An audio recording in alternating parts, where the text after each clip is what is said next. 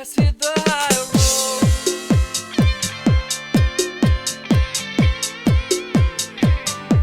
Let's hit the high road.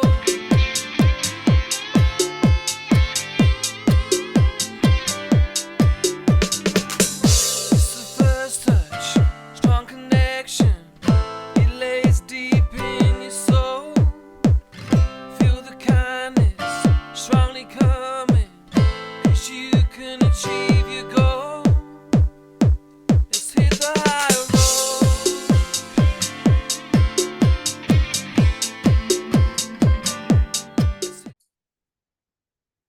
Hi, this is Nancy Earl, and welcome to Nancy's Psychic View on the High Road to Humanity. And all the way from, you're in the UK, aren't you, Elizabeth? Yes, I am, but just Elizabeth? in a little town in Ludlow, which is between England and Wales, just on the border. Oh, God bless. Well, Elizabeth Ashley's here. She has written this phenomenal book, and she's going to teach us about the divine feminine today. It's called Meeting Melissa, the ancient Greek bee priestess of Demeter. And here's what the book looks like if you're watching me on the podcast. It has a beautiful cover, by the way, I will say that. Now, just so you guys have an idea of what we're going to be talking about today, we're going to be talking about, and hopefully Eleusinian Mysteries. Okay, the most prestigious initiation of the ancient world. So the ritual secrets were protected by death vows and have been speculated about for more than 4,000 years. Now, there's a 9-day festival that was run by a group of women called the Melissae, or the Bees. Married women, second only in rank to the priestess of Athena, Peleus, now based in Greece. So they amassed incredible wealth, fame, and political status. The women were in charge, you guys, which is how it should be, I think. Temple accounts from the period reveal that it was the priestesses' money that paid for Greece's glorious architecture. And I won't get too much more into it because I want her to talk, but Elizabeth has almost 30 years of professional experience, you guys, as a clinical aromatherapist. She's in the UK. She's the director for the National Association of Holistic Aromatherapy, and she oversees speaker for the International Federation of Aromatherapists. Wow, I'm just honored that you're here. This is really cool. She's a professional speaker. She has presented at trade conferences in Beijing, Utah, Budapest, and Sofia, and regularly contributes to the 5 professional trade journals. You guys, she has a really interesting bio. I won't do the whole thing, but she's an accomplished writer. She is a mother of 3. She says the guardian of a Staffordshire Bull Terrier, a tropical fish. She does have a colony of bees, you guys. And I don't know what this is. She has, what is it? Who's Joel? Who's Joel? Joel is an axolotl. Have you never seen one? So they're I've never seen one, no. They are the cutest things.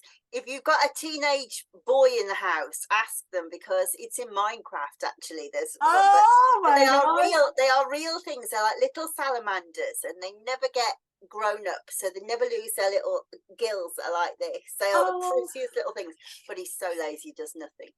Well, she's a practicing bee shaman, you guys, and she's a Melissae Priestess and a bookkeeper. The secret healer writes in her shed overlooking the Schropshire Countryside, where she lives with her husband and her youngest son. I'm just so thrilled you're here. Elizabeth, how did you get into this? How did you want to learn about the bees and the priestess and Greece and all of this? Tell us your story. Well, first of all, I should say welcome to the shed, because I am in the shed. Oh, look at all your essential oils behind you. Yeah, oh yeah. My God. And that is what happened. I didn't deliberately go and looking for them. I write books about essential oils, and I usually write about the latest clinical evidence that happens in a laboratory. Okay. And then go right back in history and say, well, what was the earliest thing we knew about this plant? And I decided in 2018 that every time I went out in the garden, I was having quite a stressful time, and I would smell the lemon balm and think, gosh, I feel so much better. I wonder what the science is. I wonder what we know about this. So I decided to write that book. And when I write a book, then the book is the investigation. It's not because I already know. The book is about doing the investigation.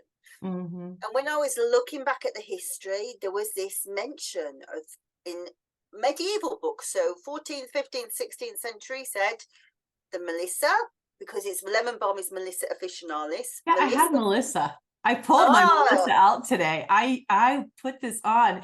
I just want to say this really quick. Melissa is one of my, it's like my favorite oil, that and lemon balm.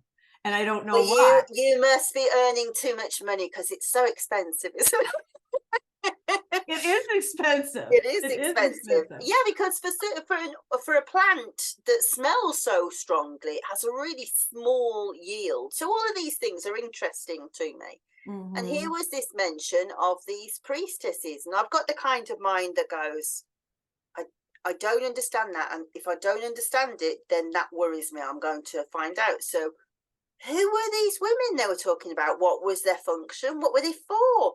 And gradually I got drawn into this story of these women and discovered, I had originally thought, you know, when the pagan sanctuaries were closed in 392 AD, I thought probably that is the end of that. But I discovered that no, some had disappeared to Scandinavia, and that actually there were Melissa priestesses in England and Wales, and I didn't know that, and in Lithuania, and I tracked them down and learned what they did, and it managed to attract my own swarms of bees. So I have 3 colonies of bees in the Oh garden. my gosh. Oh Yeah, my gosh. and they just turned up and decided they're going to move in, and so we cohabit together. Well, let's rewind a little bit. Who were these priestesses and what was their correlation with the bees? I mean, what was their connection? Explain to the audience, because this really gets into... Yeah, so Okay. I'll explain the connection first, because it's like you have these questions at the back of your mind, and if you're not careful, they preoccupy you, don't they? So you've got your Melissa there in your bottle, and what it smells like. So the bees communicate with 3 different ways. So they buzz and they hum. They dance. So if you don't know, they dance in figures of 8 and circles to tell the rest of the bees where the pollen is and all of that stuff. Okay. They also secrete pheromones. And one of these pheromones is called Nasanov. And it's like one of their main chemical messengers. So when if you don't know, the bees that forage in the garden, they're quite old by the time they come out. So they've only got about 2 weeks of their life left, but we still call them the newbies, my son and I. The newbies are coming out, and they have this special training flight that they do that's almost like a figure of 8 from the hive and back. And they know how to come back because the older bees secrete Nasanov. They secrete that smell. And that basically says, this is home, come back here. And when they swarm and they go and look for a new place to live, they mark that place with Nasanov. So the smell, Nasanov, kind of says, welcome, this is home, we love you, come home, welcome back. Yeah. And actually, if you think about it, that is kind of the feeling that you get when you smell it yourself. And the reason is because Melissa essential oil is almost exactly the same chemical constituency as Nasanov. It's very odd.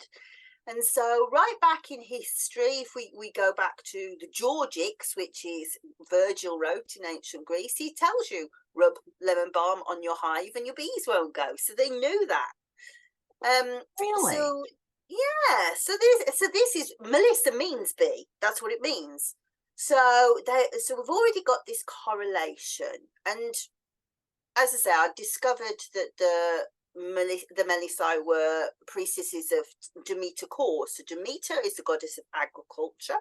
And the core is the name for Persephone before she gets taken down into the underworld. She's the maiden.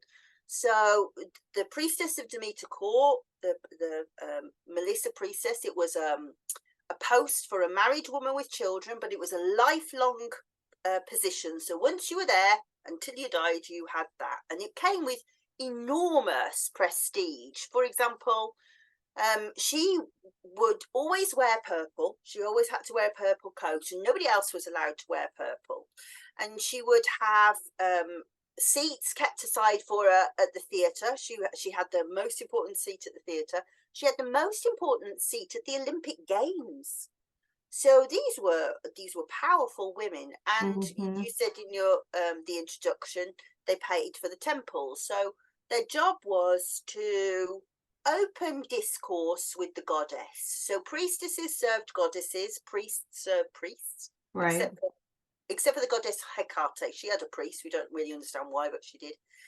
And she would open the conversation with the goddess. She would look after the image of the goddess. So if you saw the statues, it was her job to wash it and to clothe it and to shroud it with flowers. And when sacrifices were made, the priest would sacrifice, and it was her job to let out the death cry to say that gone down to the underworld, obviously. And she would get paid for offering sacrifices on your behalf. And these payments were what went on to pay for temples, but also everything that happened around you. So there's like records. We've got records of market halls and heating being put in market halls, and the pathways, the roadways, all being under the care of the priestess of that area. So if you think about ancient Greece now, you will bring to mind the Acropolis and the Parthenon. And the Parthenon was dedicated to Athena. So women had paid for that. That was to a goddess. And so we know about the priestesses Demeter were called. We've talked about those. We also know that in Ephesus, which is Asia Minor, so that is where Turkey now. The priestesses of Artemis of Ephesus were also called Melissa. And the temple was based on the idea of a hive. The high priestess was called the beekeeper, and they worshipped the goddess as a queen bee on the new and the full moon.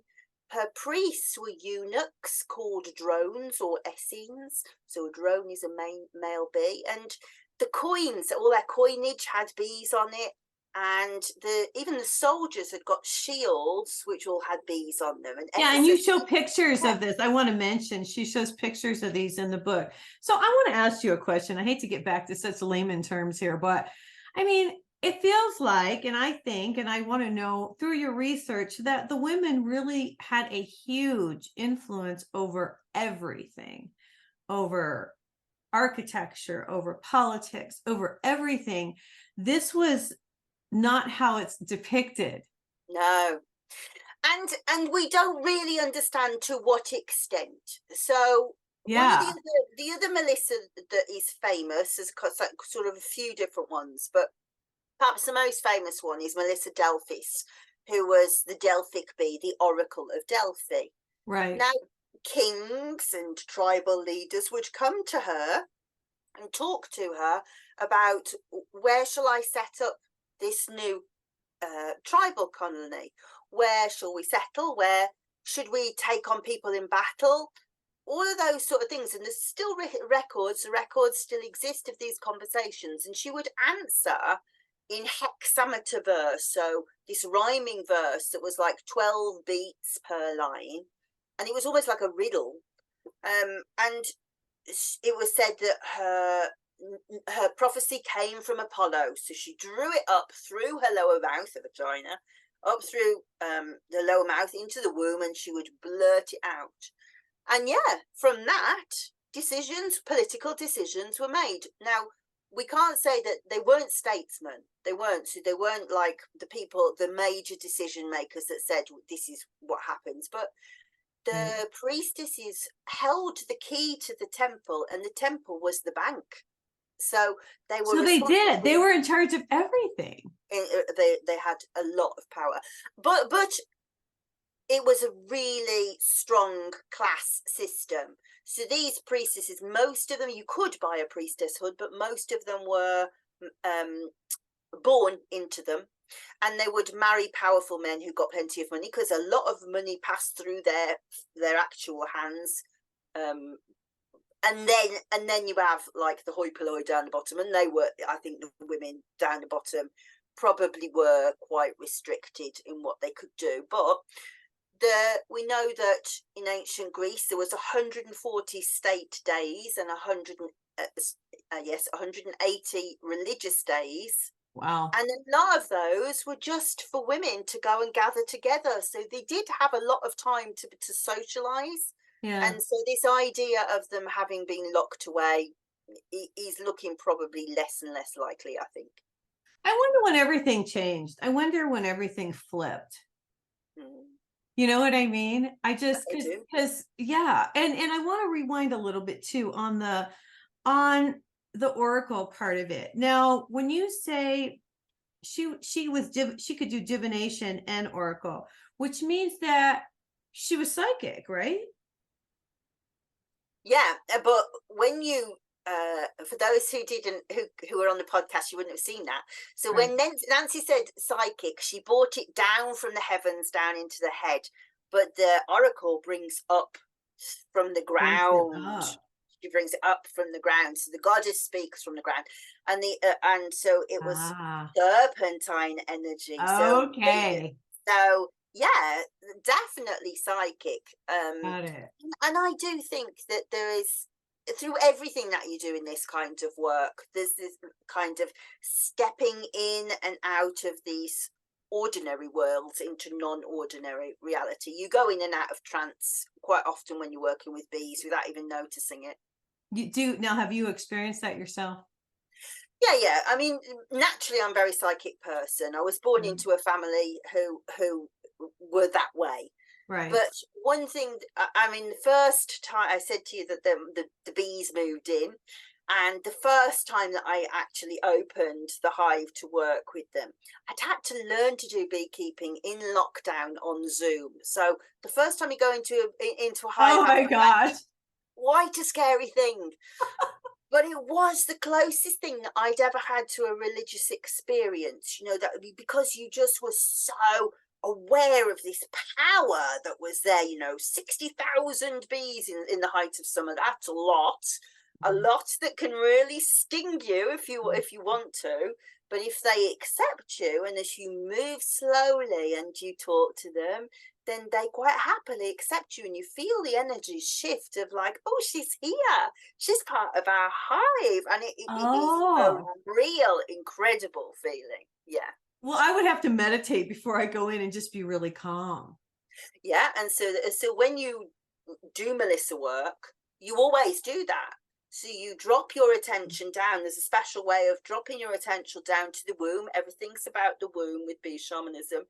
And you connect with the bees and you talk to them and tell them, right, I am going to come in. Is everything all right with that? But also, for me, I don't like opening the hive too often because that Nazanov smell, they make it when they're disturbed. And so I don't, every time I can smell it, I think, oh, I've disturbed them. I don't like that. So I try very hard to watch what's going on just at the entrance, and each day I'll go and I'll meditate and say, guys, what's going on in there? And so if there's something afoot, usually I can tell before I open it. So it's interesting. Wow. So do you get honey? So there's loads of honey, but I don't believe in taking it myself. Oh no. So so because it's their food, and so when you take it away, traditionally, everyone takes the honey and then feeds them just sugar for the winter, and I'm like, that can't be right. I didn't know that. Okay, so you're teaching us a lot of things that I did not know. Yeah, so sometimes when I open the top, there is like, so you always in a hive you have to leave bee space, which basically means there's enough room for a bee to wriggle over the frame or under the frame or either side of the frame. Right. So I always leave a little bit at the top.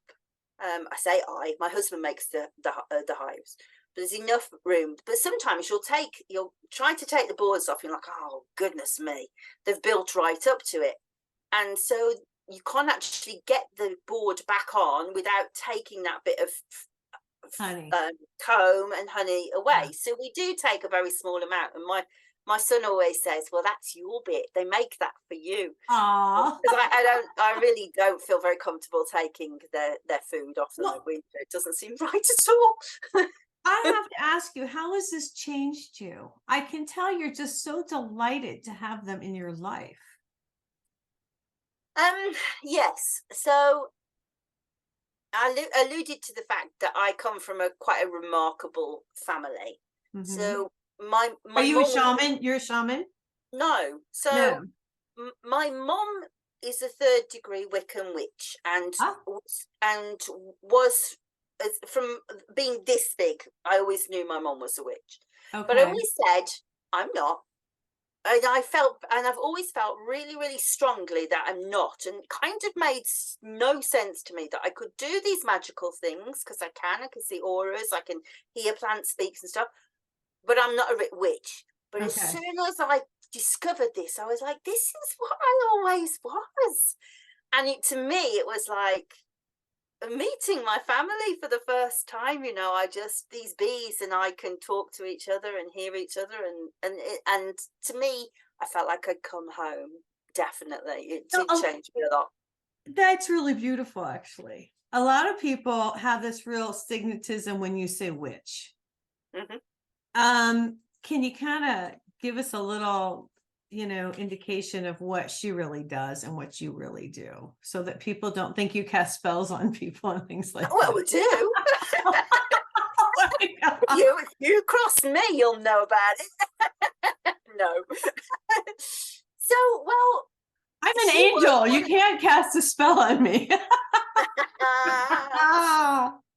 she was one of the first aromatherapists in this country, and she Wow. became an aromatherapist because prior to that, she was an internationally known astrologer and clairvoyant.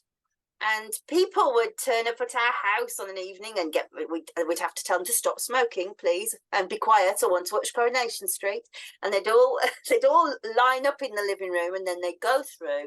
And she used to get very upset because she used to see so many very old women gnarled up in so much pain with like arthritis and stuff. Aw. And so she really had her eyes open for an opportunity to kind of help these people. Yes. Then there's this lovely story where she went into a bookshop and she was just looking, and a book fell off the shelf and hit her on the foot, and she picked it up and didn't even really look at it and said to my dad, this is what I'm going to go and do. And he was like, what is it? And she went, I don't know, I suppose we'll find out. But she took it as a massive sign. And it Right. was aromatherapy. And she became, actually, in the 80s and 90s, she owned the biggest aromatherapy school in the UK. Oh my So God. yeah, so as a Wow. yeah, of course she casts spells because she makes people better. Oh my gosh. Yeah. Crazy. Now I'm going to tell you, I'm going to go back to Melissa. Now, I didn't, and it's empty, by the way. I need to Mine's empty, order a can't new afford to fill it bottle. up. I need to pull it up. But I got this because, and I'll just be honest, I am more of an angelic kind of soul. And I had another gentleman who is an angelic kind of soul on my show. And his name is Michael. And so after the show, I told him I just can't calm down. My energy is just so high. I have such a hard time. And he said, Nancy, you need to get Melissa. And that I had never heard of it before. And I had heard of all kinds of essential oils and I had bought them, but I had never heard of this. And he said, you need to buy it. And when you start to feel anxious, put a little right here. He said, or just smell it and it will calm you down. And he was right. And that's how I ended up with Melissa. Now, maybe you can kind of elaborate and say what in it makes me calm down like that. You don't know. No. And so no, so when you obviously I've written this book about meeting the Melissae, about the priestesses.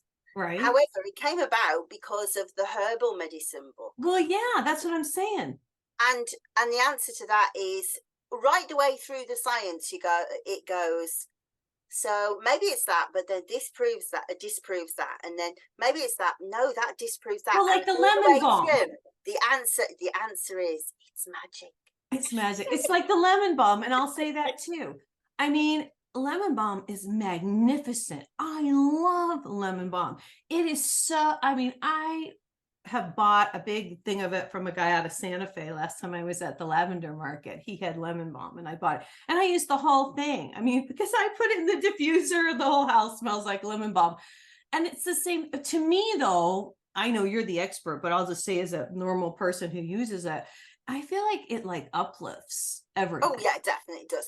Yeah, so it interacts with so many different things within the Yeah. nervous system. So we Yeah. know that it interacts with serotonin, which Yes. is a mood stabilizer. It Yes. interacts with dopamine, which is drive, motivation. Yes. It interacts with GABA, which is our main calming transmitter. But we don't really understand how it does it. Yeah, Just does it's it. a fascinating oil that people will keep on researching for a long time to come, because it's going to be very important to people with dementia. It's Oh, extremely good. So how you know how you say it calms you down and it uplifts you? yeah. It really helps them get a sense of, you know how like they can get lost and not know where the bearings are. It really stops that, and there's It one brings of you the back. right, and there's in the other book, in the herbal medicine book, which you can get on Amazon, there is a long section about how the research into dementia, and how they measure it is to use like a questionnaire. And there's this one section where they've used this questionnaire not on the people who are ill but with their carers. And it's like, how many times did they disrobe in front of somebody? How many times did they spit at somebody? How many times have they tried to hurt themselves? And it's just like, oh my goodness me, these people are living with this. I had no idea. And the Melissa is incredibly helpful for it. But they think that the molecule that does all that is called rosmarinic acid. Now, rosmarinic acid is a big molecule, too big to get across a distillation, so it's not in the essential oil, but the essential oil still does it. So that's what I mean about We don't know. we don't understand. Oh It's just like God. contradictions all the way along. All right, But it's really important. you're just a wealth of knowledge. I'm just Yeah. so excited you're here. I want to ask you a question. As far as essential oils go, when you get rose oil, I've been told that rose oil, if you put just a little bit on your tongue, will heal like any kind of, thing that you have going on. It's more of a healing. Does it heal, the rose oil? Oh, it's a very healing oil. Yeah, but you don't need to Okay. put it on your tongue. What do you do? Well, essential oils can get through the system in many different ways. Right. Fastest is to smell it. Oh. It'll affect your brain within 5 minutes. It moves there that fast. But so if you put it on your skin, the skin's obviously a semi-permeable organ. We know that, we sweat through it. So the molecules are small enough to go through the pores and into the blood system and move to all the different parts of the body. And yeah, for things like gynecological problems, Okay. things like grief, Okay. but also things like your kidneys, renal colic, it's very laxative, Okay. sexual dysfunction, all of those things, fantastic. It's a really beautiful oil. Wow. But the most fantastic thing that it does, which is so shallow for me to say, is it gives you incredible skin. Oh, so if you put it on your skin. English rose skin. Yeah. I mean, it's expensive. The rose It is. oil is the most expensive because I think it takes thousands of roses or whatever to make a little. Yeah, and the season is very short, of course, too, for the roses. And it's also costs an awful lot of money to make it, because when they pick the roses, they have to go out at dawn, and the picking is over by 8 o'clock, because then the flower has opened too wide and the oil goes off, so they have to wait till the next day. So they have to pay the pickers quite a lot of money for that small amount of time. And Wow. what's fascinating, and I didn't realize this until I went to the rose harvest in Bulgaria, which incidentally, Oh my gosh, how cool would that be? the air is pink, you know, it's just Oh there's my so gosh, much oil in the air. it's pink. Yeah, because the some molecules turn it pink. So you just walk in and it's like Oh I'm my walking in gosh. this pink haze. So it's quite sickly because it's so sweet. You know, there's so much rose in the air. Oh my gosh. But then so they do the distillation and they've got these enormous vats and they've got these huge bags, clear bags of full of rose petals and full of earwigs because they can't get rid of them. They're all going. And but they don't know until the end how much they're going to have of it, because the oil alters based on how much rain there's been, how much sun, all of that How much stuff. moisture was in that petal? Not just that. I'll explain that in a second. But so then they have to make the distillation. They put it all back together, and then they set the price. But it's already been sold by that time, because people go to the rose harvest My and they God. buy. They say, because it's so rare, they Yeah. all go, right, I want 200 liters, and they go, right. And it's only like weeks later they know how much they've paid for it because of the yield. So the yield isn't just rain. So an essential oil is made because the plant is responding to stress. So if you think about like a plant has got roots, so it can't run away from a caterpillar or from the earwig. It can't do that. If it's too hot, it can't go and get a drink. Right. So the essential oil is what's called a secondary metabolite. It's what it makes to deal with these stresses. Oh. So every year the stress will be different. And so the Oh. chemistry will be different. And so the yield will be different. And so the price is different. Yeah. I understand. Now, I have a question as far as the priestess. Did they use, I'm curious, you talk about lemon balm, and that's how you started this whole adventure, and it's fabulous. Did you find that they used frankincense and myrrh? Oh, yes, definitely. Okay. So, yeah, so they wouldn't be essential oils because they weren't, distillation wasn't invented, we don't think, till the 12th century. So it definitely wasn't that. Right. But yes, frankincense and myrrh, and particularly in rituals for Aphrodite, there's lots of stories about Adonis and Aphrodite, and Adonis was born of a myrrh tree. That's what the myth is. Okay.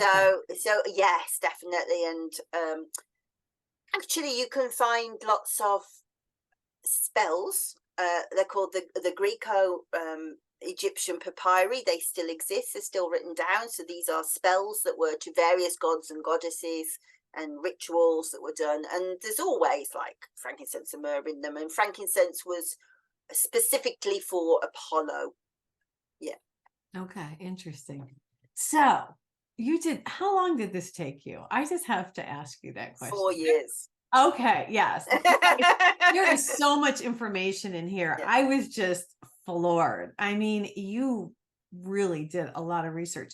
Out of everything, tell us, what were you really surprised about? What was really shocking to you after doing all this information and gathering it?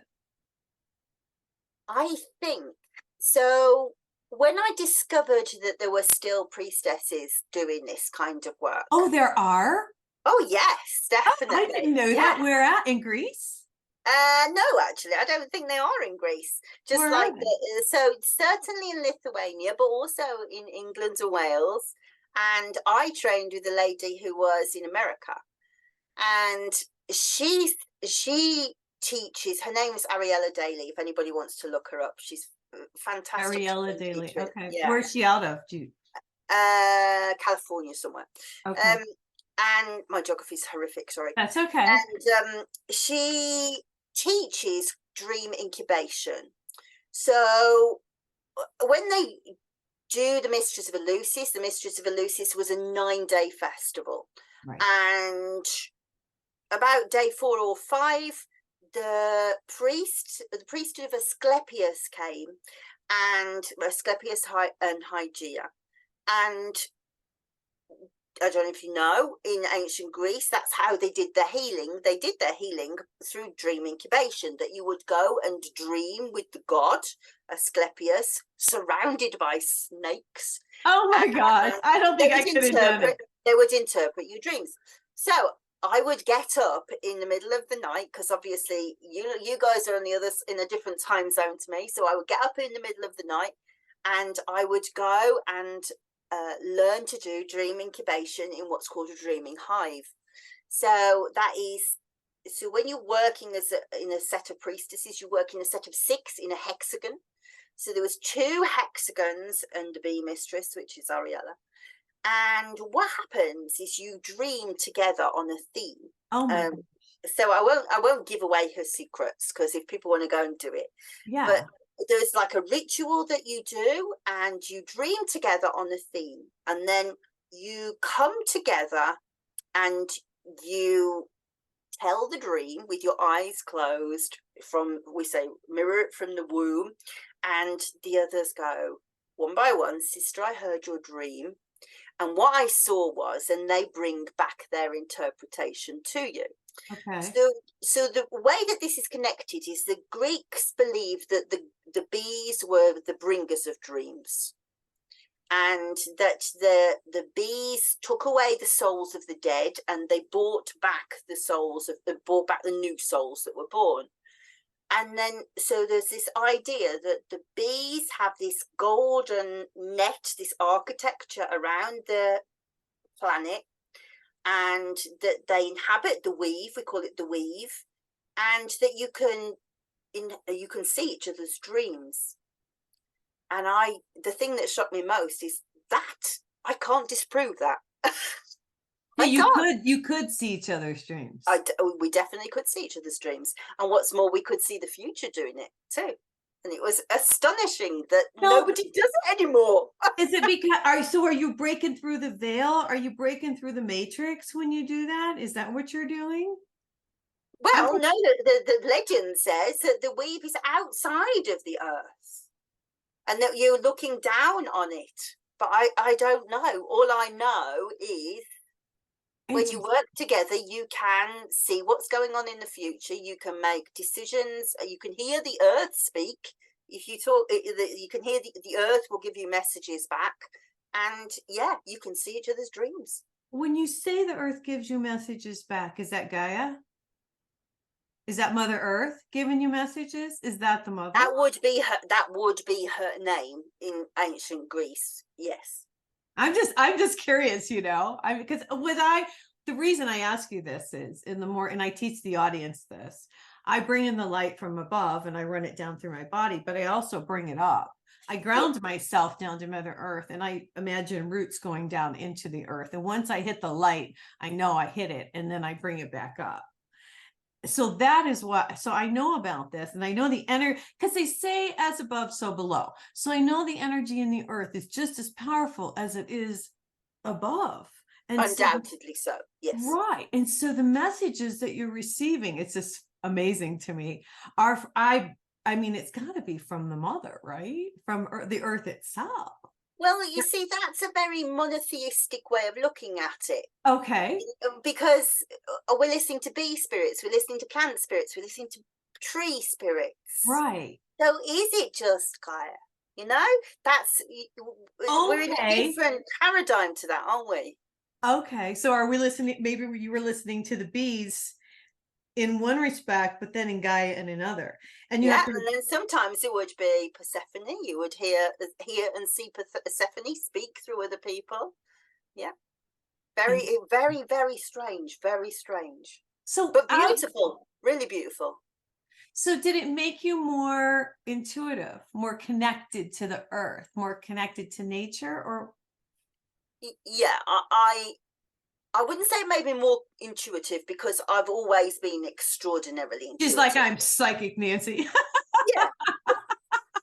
Either you are or you're not, aren't you? Right. And bear in mind, I was never taught that wasn't the way of the world. I was just taught that was. So I've never stopped. So did it make? No, it didn't. You never knew any difference. Right. That's just the way I am.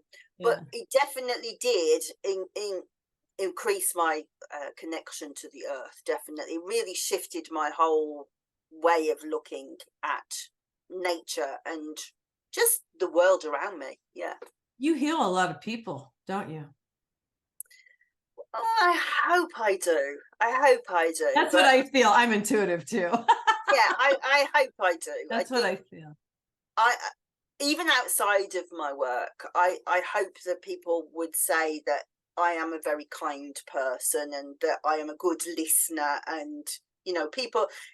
My mom always says, "Are you going out for something nice, or people going to moan?" And I go, "Yeah, of course they're going to moan because that's what they do." Everybody goes, I'll tell Liz about it," and that's my healing gift. Yeah. Now, this came out, I have to say, I think it was August the 13th. Is that right? No, it comes out on October the 1st. Oh, it's not even out yet? No, I we're ahead of thinking the it was, game. I was thinking it was out already, October the 1st. Wow, I feel so fortunate. You guys, this is like packed full of interesting information. Has anybody seen this? Have you been on any shows? Am I one of the first or what? I've been on a couple, but Okay. you're up there. And I'm up incidentally, there. I'm going to tell you, because I'm such a proud mom. So I have 3 children, as you saw, and both my big children are grown now. But my youngest is, well, he's I could say he's not very small now. He's nearly 6 foot, but he's at 14, and he was very much around and about. We were homeschooling while I was trying to do this, and so I try and drag him into everything. And I was getting very stressed. What are we going to do about this cover? They've asked me to do this cover. And this was his idea. My 14-year-old son did It's that. beautiful. Yeah. I mean, it's magnificent. If you Yeah, guys, the designers really picked up his idea. It's lovely, isn't it? Yeah. Yeah, if you're listening on the podcast, you're going to have to tune into the YouTube channel or just look up her book. It's Elizabeth Ashley, and it's Meeting the Melissa, and it's the ancient Greek bee priestesses of Demeter. I just want to know, if you don't mind, a little bit more about the work that they did, because you even talk about contraception in here, because they had the ability. I'm just going to throw this out there. You say the bee shamanism teachings taught the priestess how to control when the sperm meets the egg even. They were that advanced. Well, this is a long thread, really. I think at the beginning I give quite a good set of archaeological evidence, I think, for the fact that I think it's well known that there was some degree of understanding birth control that long ago. Yeah. But so if you don't know, so bees, there's kind of 3 different types of bee within a hive. So there's a queen bee, obviously. There's worker bees and there's drones. So the majority of them are worker bees. As I said, so they overwinter with around about 10,000 bees, only females, no males. And then when the first pollen comes in, the queen starts to lay again, and she will take the hive up to around about 60,000 bees. And in that we'll have about 500 drones. That's it. And what she does is she walks across the comb, and she uses her feet like calipers and measures it. And the worker bees make smaller holes and bigger holes. So a smaller hole is for her to grow a worker bee in because they're littler, and a bigger hole is for a drone. So if she's going to lay a drone, what she does is she drops an unfertilized egg. And if she's going to lay a worker bee, she lets the sperm meet the egg. And so she fertilizes it. Now, if we're looking for some evidence that there were cults of women who could maybe do this, actually, you can look at the Bible. Okay. Because who is the virgin that gives birth to a son? Virgin Mary, right? Virgin Mary. Right. So my question to you is, what is the Immaculate Conception? Well, she gave birth without that egg being fertilized. but it was fertilized by the divine. No, Is what I always think. What? Okay, go no. ahead. Go ahead. The Immaculate Conception is her being born, because she too, according to apocryphal gospels, was born of a virgin birth.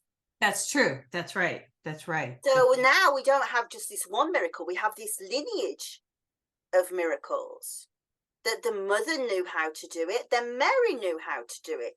So we definitely have like this divine intervention. We don't necessarily have that with Anne, her mother. But so we do have evidence that somewhere along the line, there is this knowledge of how to do it. How to do it. How to do like it. you don't need the guy. You know what? Yeah. This is really interesting. And then so think about what I said about Artemis. She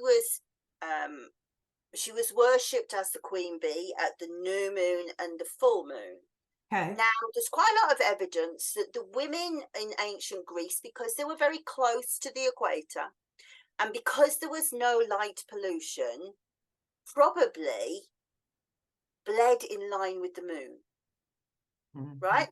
So they would menstruate at the new moon, then they would ovulate at the full moon. So the question is, and we can't know for sure, it's in the mythological record, but it's not written, did they know not to have sex at the full moon? Because they were all ovulating together, right. And if they knew how to do this, I'm just thinking, my wheels are turning now that you're talking about this, and we only got a couple more minutes, but if they knew this a long time ago. And what, of course, this brings up the subject, of course, the woman was in charge, because she decided if that egg was going to be fertilized or not. She didn't necessarily need the man to do that. Right? There's so many stories well, you know what I'm saying? Oh yeah, there's so many stories of this divine intervention, because in the Bible we say, well, God had gave Mary a child. That's not unusual. It happened loads and loads in ancient Greece. It happened even more in Rome. It's one of Rome's favorite things that there would be an immaculate conception. So the thought was there. The question is, and actually, we don't, for a religion to be truthful, we don't necessarily need it to be fact. We need for people to believe. Right. Exactly. Yes. And that's the same to now, manifest. Yeah, well, just because you only got to follow it, isn't it? Being the Jedi's is an official religion now, isn't it? Because people believe in it. It doesn't need to have actually happened. Did it happen? We don't know. Interesting. Gosh, you're so interesting. All right. So what's up next? So if people want to get in touch with you, first of all, let me just ask this. Do you have a website that they can find you at? Yeah. So my website is thesecrethealer.co.uk. But you will get more attention off me if you message me on Facebook. Oh. So I have a Facebook page, which is The Secret Healer Writes. And I have a group that I think anybody who's enjoyed this will really love hanging out in. It's called Wart Cunning, Moonbathing and Crones. Oh, I love it. Can you send me the links? Can you send me the links, and I'll put them up on the YouTube and on the podcast so that people I'd love it. Yeah. Now gosh, you're just so cool. What's after this? Now you've got this is coming out. What's next? Yeah, so there's two answers to that. The first is that I am a long way through writing a book about myrrh. Oh, and trying to understand, why were they using myrrh? There's quite a lot of archaeological evidence in Egypt, and just kind of putting together bits and pieces through that. So I'm a long way through that. However, the week after next, I start a degree in classical studies. So from this now, I am going to learn to be a proper scholar. I love it. I love it. That's so interesting. That's so interesting. Well, you're a breath of fresh air, and you're just a wealth of knowledge. And I'm just so grateful that you came on the show today. I'm so grateful you wanted to talk to me. Thank you so much. There's just so much information. You guys have to check this out, Meeting the Melissa. This is so interesting. And I'd love to have you back. And what would you like to leave us with today before we get out of here, Elizabeth Ashley? Well, I guess the parting thing is to say buy the book, but Bye, the also, book, you guys. No, it's a good one.